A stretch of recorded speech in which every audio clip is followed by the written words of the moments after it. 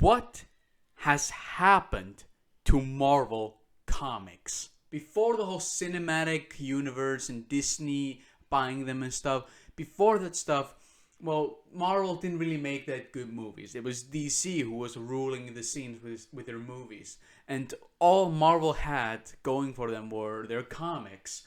And they were good.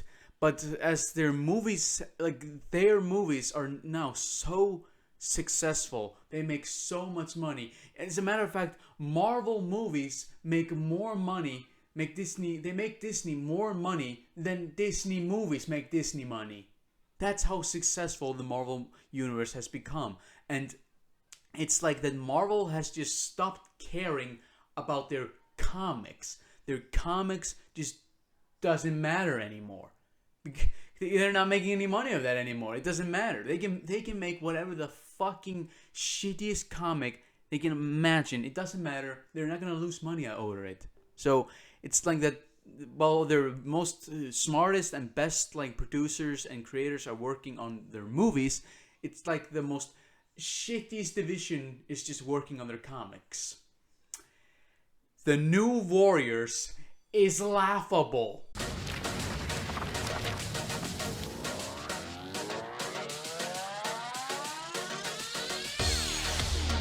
Okay, just straight up, the music annoys me. Okay, that's just me nitpicking a little bit, but the new music bothers me.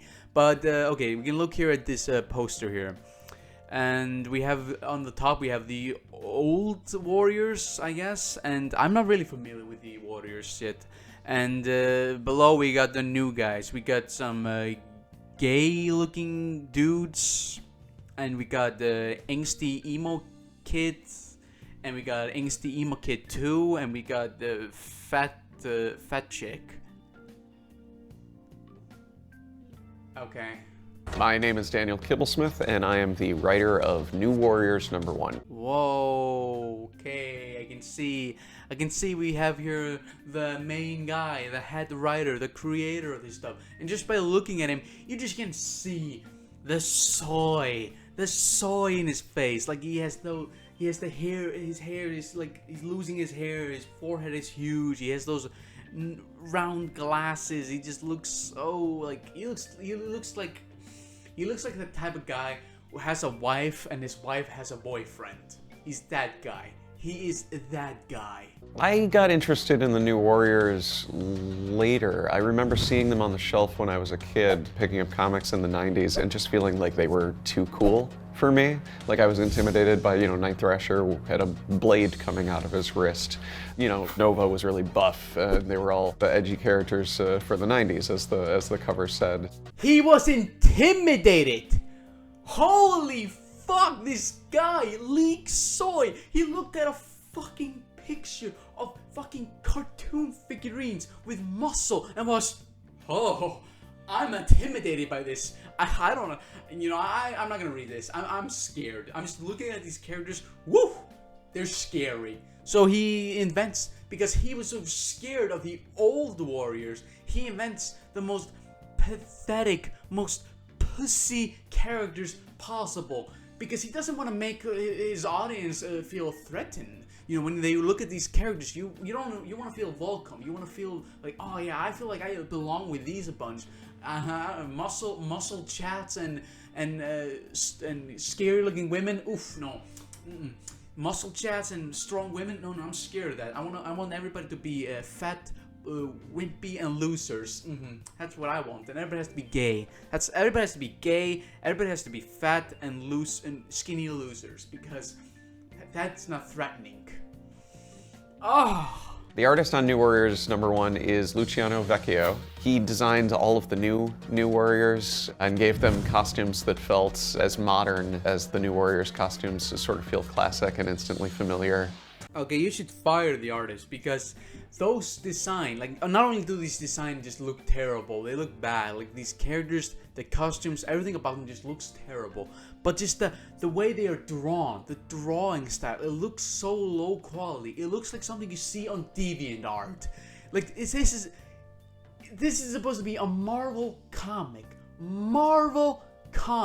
Literally, the biggest comic company in the world next to DC, and this is the best they can offer. This level of drawing quality.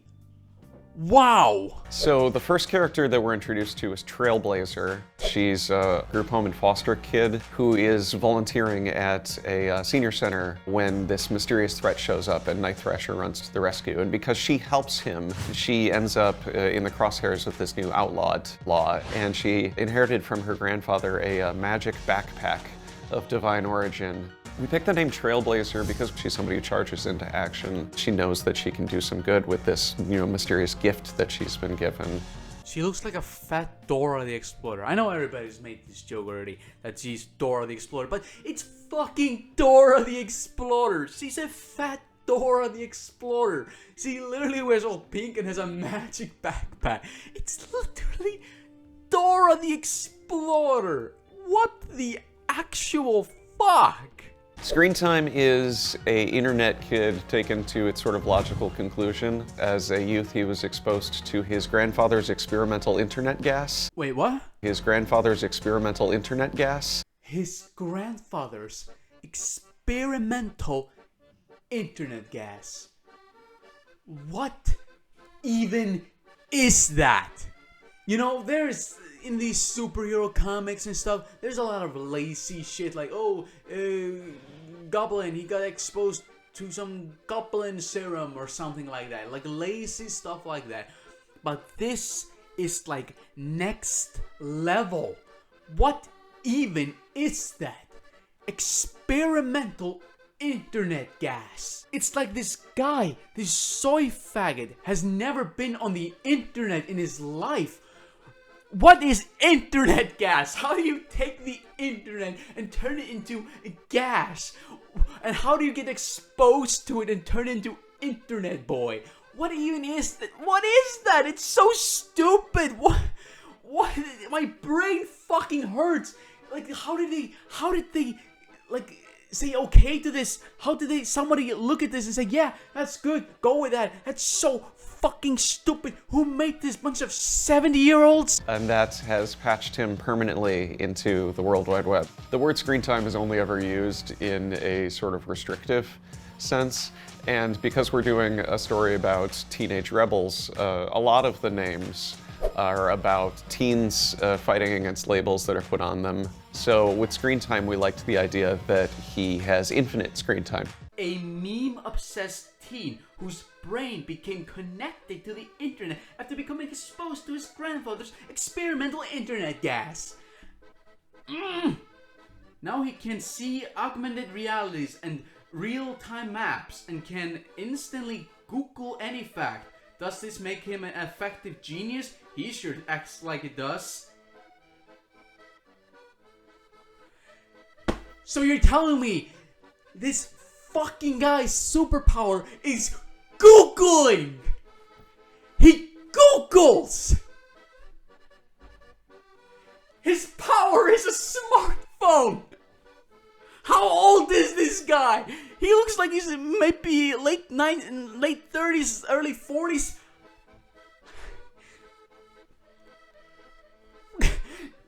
Internet gas, his power is Googling. What? It's so stupid. So when the fucking, let's say he's fighting the fucking Joker, and the Joker is like, oh, I'm gonna kill you by doing this thing. Well, actually, you can't do that. You have to do it this way. I Google stuff. What the fuck? Some guy is rushing at him with a gun, and he's like, stop, criminal, or I'll Google stuff about you. Oh boy. And I still can't get over it. Internet gas. Imagine the internet. The entire internet. You got your memes, you got your website, you got your social medias, you got your fucking pornos, you got your hentais and shit. And it's all just like put together into some kind of a gas. How does that work? How do you put the internet into a gas form? And how does that getting hit by that, how does that turn you into an internet boy? So his power is that he can Google facts. How is that a power? Holy fuck. This is like a superpower that would have been impressive in the fucking 90s when the internet was just a giant box. You had to, that's all you had, giant box. But now you have these fucking things. You can fucking Google anywhere. And this is Dora the Explorer's character bio here. A regular kid scooped up into the world of teenage superheroing. Her magic backpack is actually a pocket dimension with seemingly infinite space from which she can pull out useful or random object. It's not always under her control, so it isn't even under her control. She can't pull a gun, it's just a random stuff. So she's just like, Dora the Explorer, help us. Okay. She has a dildo. Woo! Use that! She claims to get her power from God, but not the God you're thinking of. Then who? B negative is the goth kid. When he was a baby, he got a rogue life-saving blood transfusion, we assume from Michael Morbius. And now he has a very similar look and very similar vampire powers. B negative also is obviously a pun. It's a blood type, which is great for a vampire character. And it's also a proud ownership of the idea of having a bad attitude. A teen living vampire exposed to Michael Morbius' blood as a child in a rogue but life-saving medical procedure. He still ages like a regular kid, but has all the ability of Morbius. He's also obsessed with all the music and attitude of a classic long past decade like the 90s and the 2000s. World is a vampire, and so am I. This is literally a look at it. Look at this fucking picture. Look at these fucking pictures. Look at these fucking. Oh, look at this. Look at this. This is literally someone's deviant art.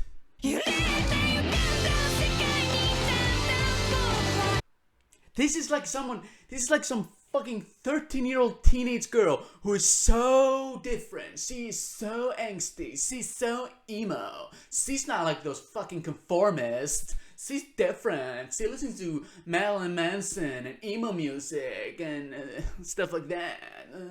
It's like that kind of shit. It's like that kind of girl draws this. Her roleplay fanfiction self-insert character. What the fuck is this? Oh, you thought that was garbage? You thought those three kids were complete garbage? Like we got internet memer kid. He likes the memes. He can Google the facts. He's useless. His power comes from internet gas, whatever the fuck that is. And then we got fat Dora the Explorer, who has no control over her power. Her power is completely random. Oh, and all you have to do is just take her backpack and boom, she's useless. And hell, even if she has her backpack, it's useless because it's random. Wow. And then you got the vampire kid, who might be the most useful one, but it's literally just some emo goth kid who will annoy the shit out of you. But no, those are not the worst. The worst are kept for last. Oh boy. Snowflake and Safe Space are the twins, and their names are very similar to screen time. It's this idea that these are terms that get thrown around on the internet that they don't see as derogatory, to take those words and kind of wear them as badges of honor.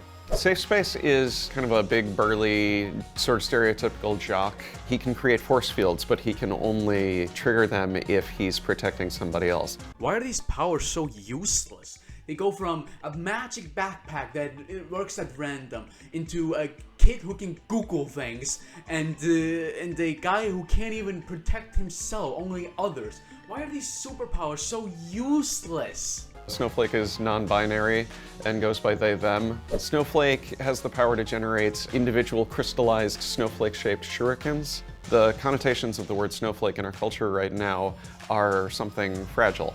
And this is a character who is turning it into something sharp. Oh my fucking god, wow, that's his whole character. He's binary, he's non-binary, and goes by they and them. Holy fuck, that's his whole thing. The idea was that they would mirror each other and complement each other. What the actual fuck? Why are they like holding each other? Literally, when I started the video, I thought they were like homosexual characters, but no, they're twins, sidekick twins. Why are they all cuddled up together, all homosexual like. What? Psychic twins. All twins are psychic, but we are psychic-er. Wow. Snowflake. A cryogenic can materialize snowflake-shaped shuriken projectiles for throwing.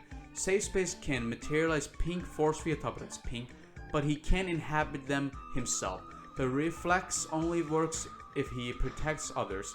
They are hyper aware of modern culture and optics, and they see their superheroics as a post-ironic meditation on using violence to combat bullying. They are probably streaming this. Ah! This has to be a troll. Who thought this was a good idea? Nobody likes this. Not the right, not the extreme right, not the left, not the extreme left, and not even the middle. Nobody likes this. Everybody the right thinks this is fucking hilarious and cringy, and the left find this offensive. This is what we've been waiting for. The fucking magic that combines everybody. Everybody agrees and comes together. That nobody is divided anymore. This will not divide us. Everybody comes together and agrees. This is dog shit. All of these characters are so laughable. They have just useless power. The only characters who have some kind of a useful power is the snowflake one who creates Naruto shit, and the vampire. I don't even know what the fucking vampire does, but he has vampire power. But the others are useless. You got the Safe Space, who can't even protect himself, which is literally the fucking reason superheroes have like the shield things. They protect themselves, but he can't even protect himself. Useless. Dora the Explorer has a magic dimensional backpack that like literally just works when it wants to work. Random things. She can want it like, oh yeah, I'm gonna summon a bat. No, a dildo. Use it. You have to use it. and just take her backpack off her, and she's useless. And then you got the meme-obsessed 4chaner, who literally his superpower is to Google shit. Google shit. And he got his power through his grandfather's experimental internet gas. Just let that sink in. Internet gas. Internet fucking gas. Oh, fuck me. What I really want to know also is, who are the villains? If these are our heroes, who are the villains? Let me guess. 4chan hacker. They get attacked by a 4chan hacker, and he's gonna troll them. Oh no, he's an internet bully. He's gonna troll us. We gotta stop him with our useless power. I'll Google some facts about the trolls being mean, and he'll go away. Oh boy, and you can protect us from his bullying, and you can throw some shit at him from your backpack. So stupid. And also another villain, evil Republican Donald Trump. He's here, and he's gonna tell them he's gonna deport them. One of them is a Latino. He's gonna report them. Get out of the country. And they're like, no, friendship. We're gonna stop you, evil Republican. So yeah, those are gonna be the main villains of this series, huh? Evil hacker 4chaner and right-leaning Republican. Oh boy, I can't wait to see them, these useless heroes fight these useless villains. This is hilarious. It's laughable. It's so bad. This is what Marvel Comics is doing right now. Trying to pander to the social justice warriors, but absolutely failing at it. Not even the social justice warriors like this. And when they do something that the social justice warriors like, the social justice warriors give them a thumbs up, but they don't buy their comics, so their comics fail. But it doesn't matter, because they make fucking billions of movies. So it doesn't even matter.